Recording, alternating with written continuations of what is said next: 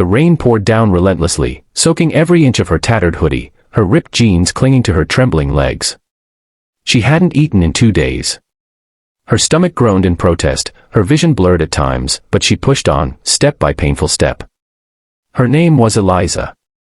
Once, she'd been a top student in business school, full of dreams and ambition. But that was a lifetime ago. After her mother passed away from cancer and her stepfather took everything, Eliza had nowhere to go. She had no siblings, no relatives who would help. Homeless shelters were overrun, jobs were scarce, and despite her qualifications, no one gave her a chance, not dressed like this. She had spent the previous night in an alley behind a bakery, surviving on the stale crust someone had thrown out in a torn paper bag. Now, weak and desperate, she stood in front of the largest mansion she'd ever seen. The estate gates were tall and intimidating, with iron bars twisted into elegant curves. Through them, she could see a long driveway lined with oak trees, and beyond it, perched like a crown, stood a mansion of white marble and glass. She didn't know who lived there. She didn't care. Her pride was gone. All that remained was her need to survive.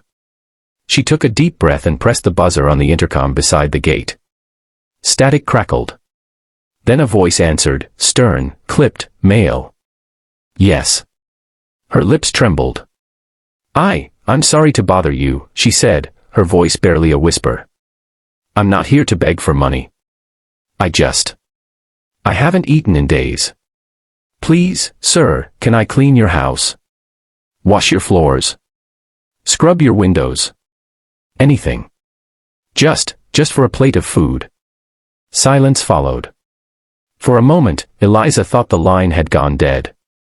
Then a second voice came on. It was deeper, older, and full of quiet command. What's your name? Eliza, sir. A pause. Then the gate clicked open. Inside the mansion, 39-year-old billionaire CEO Adrian Blackwood stood frozen, staring at the security monitor. He'd been in a meeting with investors, distracted and frustrated. His company, Blackwood Innovations, was a global tech empire, but lately his heart hadn't been in it. The world of profits, stocks, and mergers felt empty. He'd inherited the company from his father but never chosen this life. He glanced again at the monitor. The young woman at the gate, her eyes. Something about her. A flicker of memory, a moment buried deep in his past. Could it be? No, impossible. Still, he couldn't look away. He walked briskly to the door just as his assistant protested. Sir, we don't know who she is. I'll have security, stand down, Adrian said coldly. Let her in. Eliza was soaked, her cheeks flushed from cold and embarrassment. But when the front doors swung open, she lifted her chin, expecting a butler or maid. Instead, she came face to face with the owner himself. And he wasn't what she expected. Dressed in a navy blue suit with the tie loosened, Adrian looked like he'd just stepped off a magazine cover. Tall, composed, and yet, his eyes. They looked at her not with disdain, but with something she hadn't seen in a long time, concern. Come inside, he said quietly. She hesitated. Please. I really don't want charity. I'll work for it, I know, he nodded, stepping aside. Let's get you warm first. He led her through the marble foyer and into a sunroom filled with light. A maid appeared with towels, and soon Eliza was wrapped and seated near a fireplace. A plate of steaming pasta arrived on a silver tray. She tried not to cry as she ate, each bite a blessing. Adrian watched her from a distance, arms folded. He couldn't shake the feeling. There was something in her face, those eyes. You said your name is Eliza, he asked finally. She nodded. Eliza Grace. I used to study business. Had a scholarship. But after my mom died, her voice broke.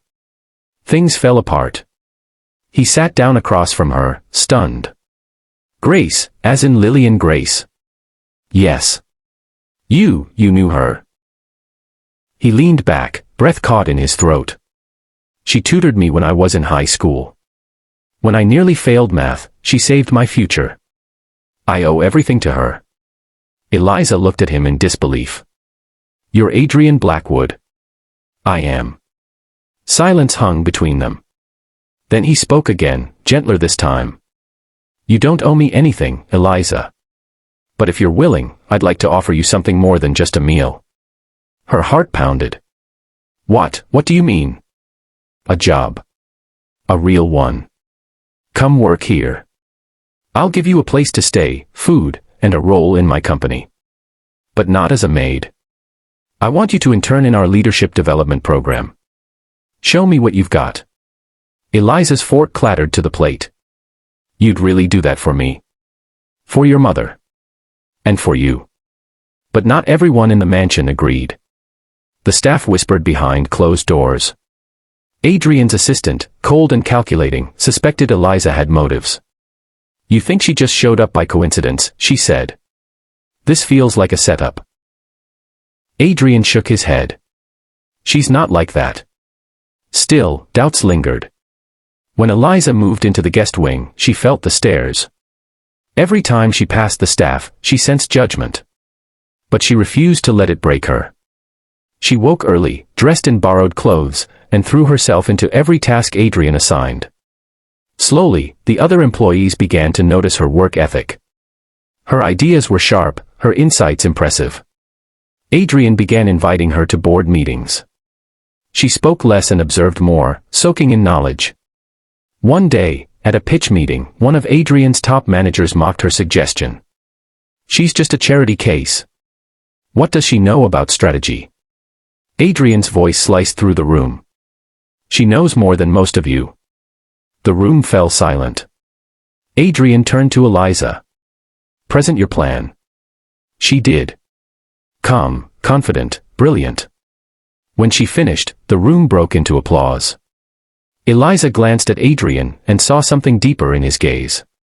Pride, and something else. Something unspoken. But Eliza had her own secret. One she hadn't shared yet. She clutched the edge of the notebook she always carried. Inside was a letter her mother had written before she died, addressed to Adrian. She hadn't known what it meant, until now. The letter read, If Eliza ever finds you, don't turn her away. She's the daughter of the only man I ever truly loved. Eliza's fingers trembled. She hadn't shown him the letter yet. She didn't know how. Not yet. Not when everything was going so fast. But deep inside, her heart knew, Adrian Blackwood was more than just the CEO who gave her a second chance. He might be her father. Or the man who was meant to be.